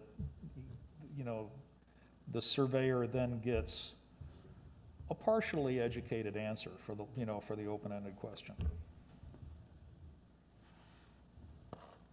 I do have another comment on question 11, where it says, the comment is, it can be very confusing, and I agree. That takes, at the end of the day, that takes a lot of I wrote time. this one. Okay, Paul, The I engineer don't wrote even it. know where I live according to these. I had to think long and hard. I'm like, which Right. one is me? Makes Which one- perfect sense to me. But Robin had a great answer to that, I thought. She said, pick some landmarks in those different quadrants, say, which thing do you live closest Right. to? And I saw that, but I also saw the question, there's a question right in there that says, drop a pin on the following map of this location, or search for the address in the space bar. So if you're like, can you put a little map and just have them drop a pin, which is kind of where they live? You can, but I would say a lot of people are not Oh, real they don't wanna- comfortable with maps. Yeah, tell you where you are. Okay, I got you. But I think for example, everybody knows where Tarpon Springs High School is, and Right, or Publix, or. you live closer to that or to Publix, or, Okay, yep. that- I'm not sure I could tell you where Tarpon Springs High School is. Well, if you lived near But it. then Well, you prob- could if then you probably live don't close to it. there. No, I don't live close. Then you probably don't live close to Oh, that. You but- would, you would pick a I landmark get that's, them all confused around there. but if you, I don't for you, know if if I you, could if get you to had a, like, if you had enough choices and somebody said, do you live close to the high school? Like, general area, are you close to the high school? Are you close to Craig Park? Are you close to the yacht club? You'd be able to say, well, I probably don't live close to the high school because I don't know where it is. That's right. But I know full well I live pretty close to X, Y, and Z, so I think with enough choices and responses, that's actually not a Yeah, I bad way think that is a good to idea. do that. Going with the question style of question 9, it should also be noted that the way that is currently set to be, that would not really go well with a paper survey. Right. So potentially reworking that question. There are things you can do if you have somebody describe their location or give a landmark. We can do a geocode where we basically input their location on a map. We do it ourselves, basically. This is my geography background coming in here. So that is definitely doable, but that is also something to consider with question 9 if we want this available in a paper format as well. Is that sufficient? Have we given you enough to go on? Second question, to put together a final survey. Second question, can you send us the final surveys when they're available so we can begin working on? They said they were going to do that. Okay, sorry. They're doing it really soon. Number 7, I think just instead of saying barriers, we could use obstacles, but the Difficulties. 7 could be reworded a little bit to be. We've gotten a theme of that. That's a Okay. problematic question, and I've got a suggestion for you. If this is what we're trying to ask, is there something the city can do to assist you in living more sustainably? I mean, is that really what we're after? That's That's better. perfect. But then I worry about defining what living sustainably is, and have we done that enough in the previous questions? So I'm going to ask Robin to help me with that, but is that sort of the direction you want to go with that? Is Yeah. And there an example might be, I mean, what can the city do? Yeah, You that wanna seems like pay my it's too big of a rent? ask. Is there something the city can do? That just opens up to, well, what could they do? What's my parameters here? It just seems like a really big ask of people. I think So I think like examples of it, such as, what, you know, What two or kind of three. examples would the two of you like to see? Or you want to live more sustainably, but what are the obstacles? Or, I don't know. What would you say? You want to live more sustainably, but what are the obstacles? But what kind of obstacles? Yeah, Like, that- I well, don't have question enough doesn't make money? sense to me. For me, Yeah, that's- I mean, if- obstacles, yeah, okay. even obstacles to living more sustainably in a historical home are kind of infrastructure of the actual house or whatever. You know, I mean, so what can I do in a situation like that? So could the city provide more Grant insulation programs for my- retrofits, you Yeah. know. Or Yeah, that community type of thing. solar? Just kidding. And my electric bills are too high because I have no insulation in my house, you know, I'd like to, that's not sustainable for me. And then you say, wow, that's a problem. I had no idea that was a real issue. Yeah. You know, like, I think Yeah. you learn a lot from some of those. I'm sorry, I can't hear you. You learn a lot from those comments that come out, like, oh, I don't have insulation, so my electric bill is ridiculously high, you know, or what have you. I think you learn a lot. So I like the question, you know, what obstacles prevent you from living more sustainably? I think, That's a good way to- again, you're gonna get people who maybe say, I don't really know what it means to live sustainably. I don't know. I mean, that could lead to things like, how about government rebates for, you know, new insulation? How about some? Right. How about some city subsidies for, impact glass windows? It seems like there's two levels to this. I mean, you're just saying that people don't understand what it means to live sustainably. I mean, some people probably don't even have a vision Well, of they're gonna that. say recycling, Yeah, yeah. yeah, for some people, it's an entire lifestyle, and for others, it may just be recycling. But nevertheless, if there's two levels to the question, you know, the definition of what is sustainable living is going to arise.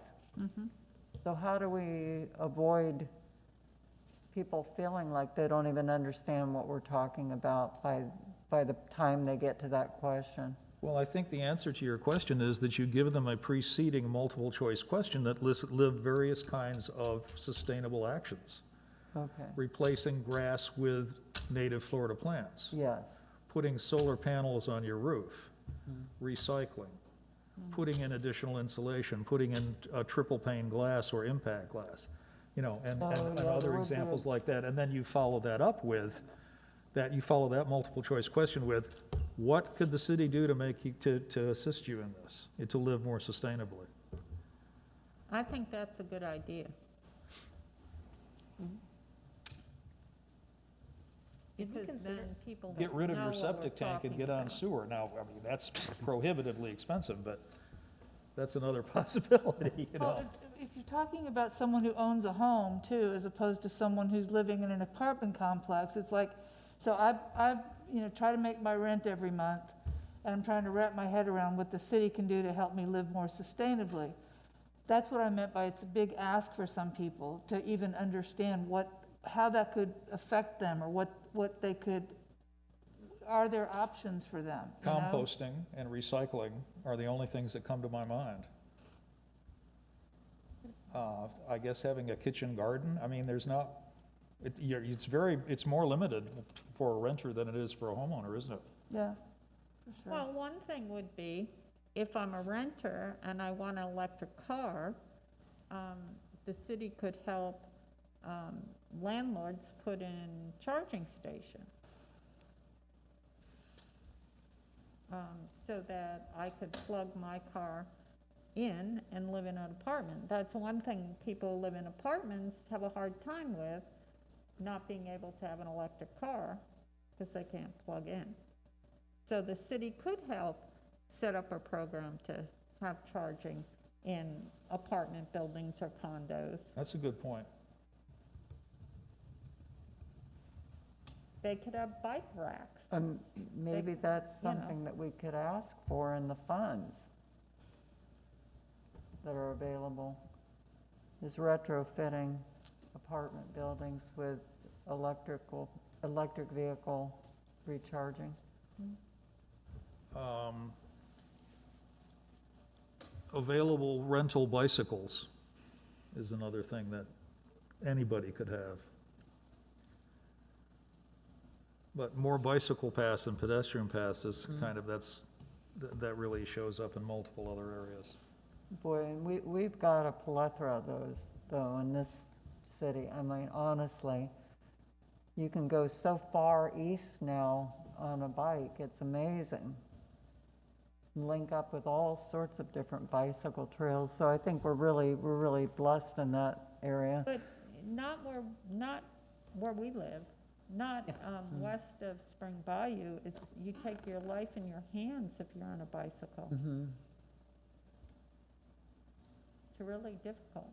I mean, I do know that that's a county road, and that's part of the issue. The city can't really address it, but from where I live, to get to the bike path, it's dangerous. So for the sake of time, can I just recommend that we allow Paul and Robin to, based on our comments, go ahead and get us all out a kind of a draft, and then we can submit our input to you. Just, you know, I think everything that's been said is fantastic, and I think hopefully it gave you guys a little more direction of what we're looking at, but I think just for the sake of time. Yes, thank you. I think we're converging. Yeah. The idea would be to have as little changes as possible in the final meeting. Okay, I think that takes us to public comments. Are there any public comments available? Anybody with their hands raised? Not all at once. Hearing none, staff comments, please. I'd just like to say I thank everybody on the committee, our staff, Ashley and Robin, double meetings. This was quite a way to start, Robin, and you did a great job. Thank you. Here, here. Yeah. Thank We you. are glad you are here. Thank you, me too.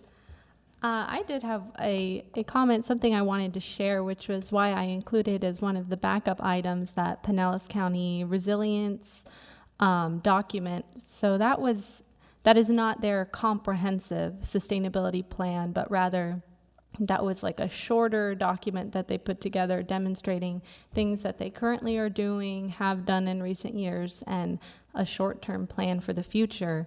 And so I wanted to perhaps suggest something in that nature for the city of Tarpon Springs. It could be just a very short document, could even be just a couple pages showing some of the things we're doing now rather than waiting a whole year until we have, potentially a year until we have the full comprehensive plan.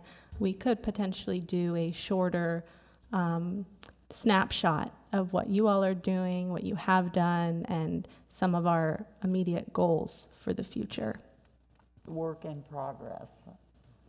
Right, but we could bring to light some of what is in the works now and potentially put that on our website. I think that's a great idea. That's a great idea. It has a lot of applications, and we could build on it readily. If you recall, we did a presentation for you all in the very beginning of what we've done so far. So I think Robin could grab that and run with it, format it into this. But the other big benefit I see is when it comes time to review with the commission, our draft we got a new plan, our sustainability plan, it would be very good to have like a previous version that they've heads up of what we're doing, so that when we get to this big document that we're going to have at the end, it isn't like pulling the sheet off of it for the first time and people going, whoa, Yeah. there's 8 goal areas. I think we really want to have some conversations about it with them as we go along. I agree. Excellent. Yeah, it's also a way to start weaving people into the conversation, engaging them in a way that what they will be interested, like what's going to happen next, where are we going to go from here, and start to have ideas of their own of how they can engage and participate. I like that. And one point we made is that we don't want it to appear at all like we've come to conclusions or anything, because we still have our public input to go. So this will be very much in the context of where we've been and where we're heading, but no final answers. dig it. Okay, any comments from members of the committee? I do have comments. So I wasn't able to mention my priorities for ARPA, my suggestions. So one idea I had was either a restaurant or a business relief, and I think that was one of the uses that was qualified. I've noticed a few restaurants closed down. I don't know about any other small businesses that might have, but because of the pandemic, most likely. And I don't know how exactly the money could be given to them to start back their business and not just to go into their bank account, but I figured some sort of relief program might be doable. And also, it looked like the solar panels might qualify for the funding as well, the ones going on the RO plant. So, you know, those could be, I don't know how far up on the list those would be, but just a couple ideas. And then for number 4 on our agenda tonight, the workshop on the 2nd, I have a few things that I'm going to bring up. I guess I was planning on emailing, it sounds like Caroline, she's the one working on the comp plan that came tonight. Should I email Robin to email her, or can I just email her? Okay. I'd So I'll go send through her- Robin so she knows what you're asking and can follow up for you. Gotcha, okay. So I guess I could do that myself, but I was going to mention if I had time. And that's it. My only comment is that, has anybody watched the movie Don't Look Up. I Yes. need to. I couldn't hear you. What did you say? She's any- referring to a movie, Don't Look Up. Don't Look Up. Oh, yeah. I second that emotion. I loved it. It was quite something. There's some good parallels. Very realistic, I mean, very probable, if you just think of, you know. It'll make you laugh and cringe. So I have a comment to make. I Many think we will times- have to have a motion to extend the time, we're at 7:59. Motion This to one? extend the meeting 5 minutes? Any further comments from the committee? Oh, Robin? Well, I think Carol has one as well. I just want to know, I missed the meeting today at 3 o'clock. I just need the link to it to I'm watch sorry, it. were you guys going to extend the motion? We need a motion to extend, say, for 5 minutes. Motion to extend the meeting for 5 minutes. Is there a second? Second. All in favor? Aye. Aye. We are extended for 5 minutes. I'm sorry, Robin? Yes, I just need the link for the meeting that I missed today so I can watch it and get caught up. I don't know if that's available on the city YouTube channel or how it was recorded. We'll send it out to the whole committee. Thank you. Okay, great. Thank you. Okay, so my comment is, many times today, people have talked about solar panels on roofs, and Ashley, I think, sent out an article that I sent her from the New York Times, actually by Arnold Schwarzenegger, about net metering, which is being attacked throughout the country. And it's really a move to get rid of roof solar panels, to make it not price-worthy to go that way. And that will eliminate a lot of jobs. Small businesses will make basically no incentive to put them on your roof, or in the city or any place else. And there's a big move in Florida.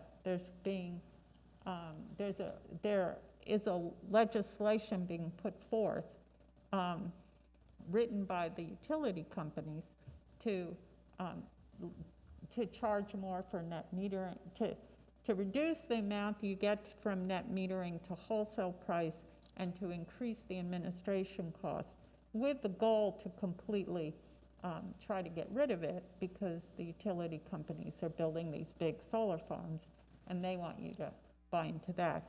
I think as a sustainability committee, we should think about that, because being able to have solar panels on your roof, and there are many in the city who have them, and they will suffer because of this. And many of us would like to get them, but, they are expensive. But if they're going to get even more expensive, and small business who do solar will go out of business, so we won't get them. I think we have to think about that in terms of what we might want to support and think about this whole issue of solar energy. And I think that Arnold Schwarzenegger, I mean, he's talking about California, but it applies to us as well. I think he really sets out what the issues are and how utility companies are arguing against having solar panels, saying that people who have solar panels are really costing the rest of us a lot of money, which actually is not the case. So I think we should look into this. That sounds like something that could be written down and placed on our website as a way to inform the public about, you know, what has been an ongoing battle and legislative push by the lobbyists owned by the big power companies. As a solar panel owner, when you say net metering, I think in terms of the money that I don't get back from Duke for the power that I put into the grid. Well, you're going to get It's less. minuscule. You're going to get less. Yeah, but that's only But, one you know- thing that they're trying to do. And preventing microgrids from existing is another thing that already exists. We would be better off as a city if we could create our own microgrids and feed into them, but we can't. We would. So I think that's it's an important issue that's coming to a forefront now and will change the whole way we think about solar. Is there a way to put some of the links and things that committee members send, or a way to get consensus to put them on as links on our sustainability website, so just to give people different things that are noteworthy? I just wanted to give a reminder, it is 8:04 p.m. Okay. Comment received, if- Robin. in case anyone wanted to extend. I like that idea. If we just vote on it, maybe at the end of every meeting, if somebody posts something, I don't know. Can't hear you, Taylor. If we just vote on whether or not we want to put it on the website at the end of every meeting, just make a spot for it on the agenda, I don't know. All the items that were submitted over the course of the month, and which ones do we think are worthy to put on the? Yeah, we can review them all and, yeah. I think we need to discuss that before we make Yeah. a motion. We have 30 seconds to end the meeting. I am not in favor of extending beyond, out of respect for somebody who's. So shall we take this up next time? And it would be great Yeah. if that Table it for becomes- now. If it goes on the agenda for next meeting. Yeah, that'd be great. okay, let's put it on the agenda for next time. Good idea. Then I will call this meeting to a close. Thank you for stepping in, Paul. Thank you all.